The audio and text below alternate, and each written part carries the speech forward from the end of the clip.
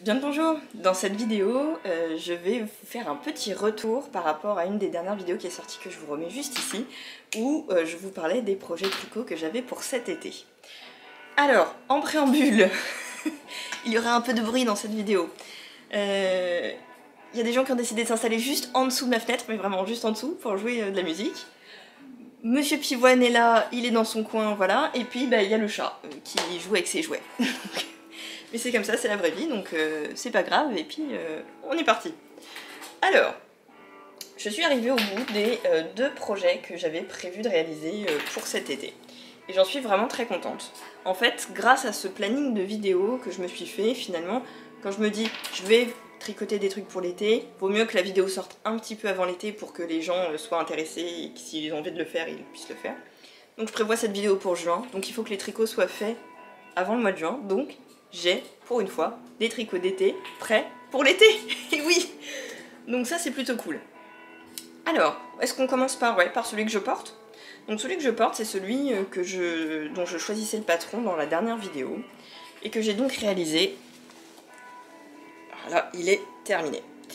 Alors, vous voyez que par rapport au patron, dont je vous remets le nom juste en bas, et la photo ici, j'ai fait des petites modifications. J'ai modifié le col, qui était normalement un col rond, et moi je l'ai creusé en col V. En fait, pour faire ça, la plupart des patrons qui commencent en top-down vous proposent de faire des allers-retours au départ pour créer un petit peu plus de matière au niveau du dos et dégager l'encolure, et ensuite de rassembler tout et tricoter en haut. Bah, à ce moment-là, au lieu de rassembler à la hauteur qui vous est indiquée, en montant des mailles, il suffit de continuer à faire des augmentations régulièrement et de ne rassembler que à l'endroit qui vous intéresse comme profondeur de décolleté. Moi j'aime bien choisir comme repère le moment où on sépare les manches. Vous voyez, c'est ce que j'ai choisi de faire là. Et je trouve que c'est un décolleté qui est agréable tout en étant très très portable, sans problème. Alors il joue de la guitare et il crie aussi. Pour l'encolure, est-ce que vous allez bien voir? J'ai essayé de faire une petite astuce pour que ça se recouvre l'un l'autre, vous voyez. Alors, je suis pas hyper satisfaite du rendu. Je pense qu'on peut le faire un peu mieux, mais que c'est là encore la meilleure façon de faire pour garder vraiment le V. Vous voyez ce que je veux dire? Voilà, pour qu'il y ait vraiment une forme de V. Alors, j'obtiens un pull qui est beaucoup plus loose. J'ai l'impression que ce que le modèle avait prévu de nous faire faire. Parce que vous voyez que j'ai quand même pas mal d'aisance en fait. Moi je suis là, j'ai ça d'aisance de part et d'autre. J'avais peur que ce soit un peu déjaugé et que finalement on voit trop la peau à travers, ce qui fait que j'aurais dû être obligée d'à chaque fois mettre un truc en dessous. Là j'ai un truc en dessous, mais vous voyez, si je passe la main, on voit pas. Donc ça va. Parce que le but du t-shirt c'est quand même de pouvoir être porté sans rien quand même.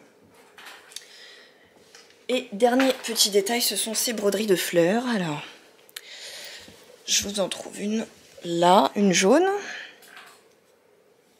Voilà. Et une violette ici. Je vous avais mis sur Instagram, est-ce que j'utilisais les deux coloris ou pas? La créatrice utilise effectivement deux coloris pour ces petites fleurs, mais un petit rose et un petit orangé, donc c'est assez semblable quand même. Ça fait plus une nuance que vraiment deux couleurs tranchées comme moi.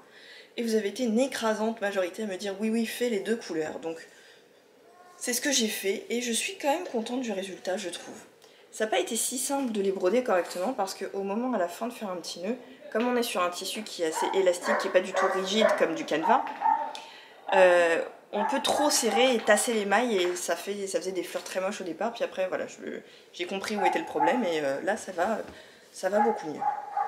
Dans le dos, j'en ai pas fait. Il y en a une, celle-ci, qui est un petit peu à cheval sur le raglan. Voilà. Donc très sympa et je trouve que l'effet de cette laine est vraiment chouette. Ce petit point irrégulier comme ça, il est vraiment sympa. Et voilà, je trouvais que le modèle était vraiment hyper adapté pour cette laine parce que c'était pas dans le point de tricot que j'allais pouvoir mettre l'originalité du modèle. Là, l'originalité du modèle, elle vient vraiment de ces petites broderies, donc de quelque chose qui est extérieur à la laine. Donc c'était parfait. Un dernier mot sur ce petit pull par rapport aux broderies que j'ai faites. les pétales des fleurs sont faits avec du fil à broder, alors que la tige de la fleur est faite avec une laine, et je trouve que les deux rendent bien. Vous voyez? Je ne sais pas si ça rend bien en caméra, le fil à broder a un petit côté brillant que n'a pas la tige qui est faite en laine, mais ça va bien quand même ensemble, il n'y a pas de souci je trouve. Donc vous voyez, ça c'était ma première réalisation, je l'ai trouvé, enfin je l'ai fait assez rapidement. J'ai perdu un peu de temps sur la fin, parce qu'en fait j'ai eu peur de manquer de laine, alors qu'en fait pas du tout, il m'en reste même. Donc j'avais arrêté les côtes un peu tôt, je les avais arrêtées ici. Et finalement, en me rendant compte que j'aurais largement assez de laine, j'ai décidé de les rallonger, et au lieu de tout défaire, ce qui est un peu pénible, en fait j'ai juste relevé les mailles. Donc ça se voit à l'intérieur, vous voyez, vous avez la ligne là où j'avais arrêté. Et sur l'extérieur, j'ai pas l'impression que ça se voit. Donc je suis plutôt contente du résultat. Donc voilà, c'était le premier modèle.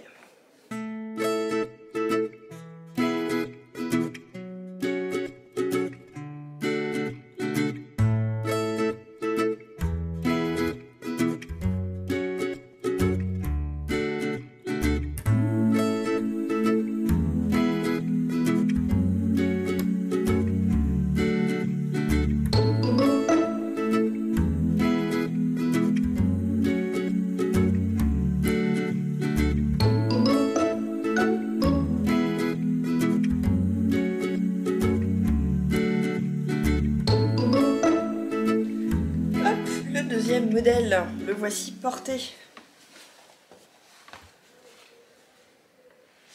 Donc pareil, première modification, ça a été exactement de la même façon, de creuser l'encolure pour obtenir un col plutôt V qu'un col qui remonte jusque là. Je trouve que c'est la forme qui me va mieux et que j'aime le plus porter tout simplement. Donc en fait, la petite astuce de construction de ce modèle là, c'est un pull qui se tricote comme ça. Voilà, moi c'est un truc que j'avais pas compris au départ en regardant le modèle, parce que j'ai été leurrée par ça. Et en fait ici ce sont des tresses estoniennes. Et le sens du tricot c'est bien dans le sens du jersey que vous voyez là. Donc hyper astucieux pour obtenir ces effets vraiment de grandes lignes verticales. Il n'y avait pas 150 façons de faire, et effectivement c'est comme ça que ça a été réalisé. Et je trouve que c'est hyper chouette.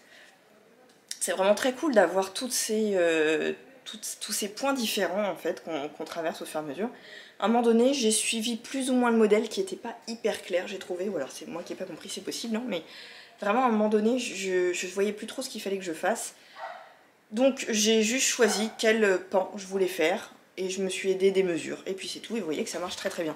Donc ça donne un résultat asymétrique. Je vous montre dans le dos aussi. Voilà. Il n'y a pas de point de symétrie qui décline les différents points de part et d'autre du buste. Et je trouve que c'est beaucoup plus sympa comme ça. Enfin ça c'est vraiment un avis hyper perso, vous faites bien comme vous voulez.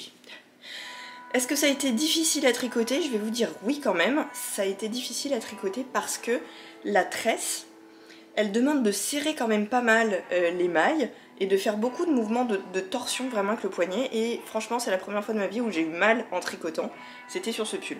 J'ai dû des fois m'arrêter pour tricoter autre chose parce que ça me faisait vraiment mal au poignet. En fait, je sais pas si on va bien le voir, mais le rang qui vient juste après une tresse, il est plus lâche. Les V sont beaucoup plus grands, beaucoup plus lâches, hein, voilà, que les autres rangs. Donc, alors que pourtant je serrais. Hein. Alors il y a des endroits où ça se voit plus ou moins, là vous voyez. On voit quand même vachement à travers. J'aime beaucoup ce petit motif là, qui est vraiment pas compliqué à faire et qui rend très très bien. Vous avez ce petit motif de trou-trou, qui est très sympa, qui est pas compliqué non plus. Et des pans de jersey. Et alors avec tout ça, il faut bien sûr jongler pour faire cette encolure. Je n'ai pas repris du tout, j'ai fait aucune finition particulière là, je le laisse vraiment accru. Ici, on a une finition avec des petites côtes. Et en bas aussi. Voilà. Pour revenir un petit peu sur le fil, je l'ai trouvé vraiment hyper chouette.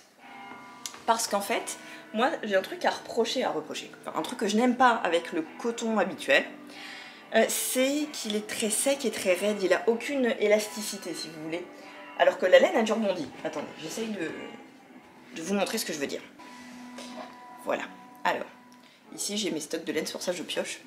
Je vous montre ce dont je parle. En fait, quand vous avez une laine type mérinos, la laine a un petit peu d'élasticité.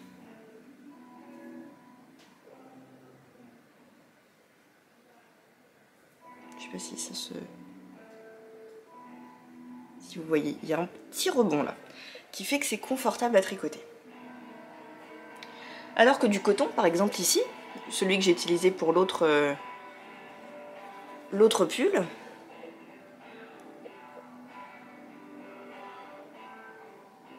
zéro rebond, rien du tout, vous voyez. Donc ça c'est un peu sec dans les mains et dans le poids de la laine, et voilà, il y a quelque chose qui me plaît pas. Ça a bien fonctionné pour ce pull là parce qu'il est tricoté presque déjaugé, donc ça lui donne quand même de la fluidité malgré tout. Le coton que j'ai utilisé pour ce pull là, qui est un peu différent, voilà, est-ce que vous voyez que le fil est hyper rond, hyper régulier? En fait, quand on le regarde de très près, on dirait un tube de tricotant. Et ça fait que ce fil a du rebond. C'est un coton aussi agréable à tricoter que la laine. Il n'est pas du tout sec et raide comme un coton, juste un coton filé quoi, habituel. Il a ce petit tricotant qui fait que, voilà, il a le rebond d'un tricot. Avant même de l'avoir tricoté, ça compense vraiment la qualité du coton. Donc vraiment c'est une laine, très bonne surprise que j'ai trouvée par hasard, comme je vous le disais, chez Cultura en promo. La couleur m'a plu, j'ai pris et je suis vraiment très très contente de ce choix là. Je m'étais dit voilà, je le prends et direct j'en fais un petit tricot d'été pour pas stocker sur un coup de cœur CF ma vidéo sur la consommation que je vous remets là. Et je suis vraiment ravie de ce choix là.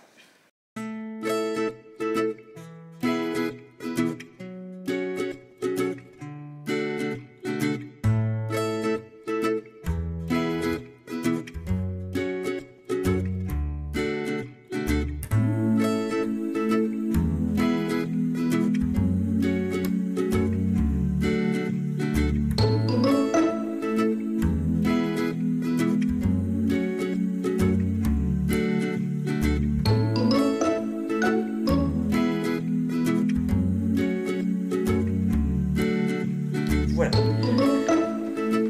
Donc, voilà les deux petits modèles que j'ai réalisés pour cet été, qui me plaisent énormément. Je vous laisse retourner voir l'autre vidéo où je vous présentais plein d'autres modèles qui, sur le papier, me faisaient de l'œil. Évidemment, je ne peux pas tout tricoter. Peut-être que j'en ferai d'autres cet été, fin d'été comme d'habitude. Voilà. On verra bien. J'espère que ce petit épisode rapide, un peu à l'ancienne, hein, comme les podcasts d'avant, vous aura plu. Ça me permet quand même d'avoir un petit peu de recul pour vous raconter le processus de création. Vous avez vu un petit peu le début aussi, donc c'est un autre charme, d'autres choses à dire qu'avant, même si voilà, c'est encore moi, ma caméra et puis mes petits tricots. Donc j'espère que ça aura fait plaisir aussi aux nostalgiques du podcast à l'ancienne, et puis je vous dis à très bientôt.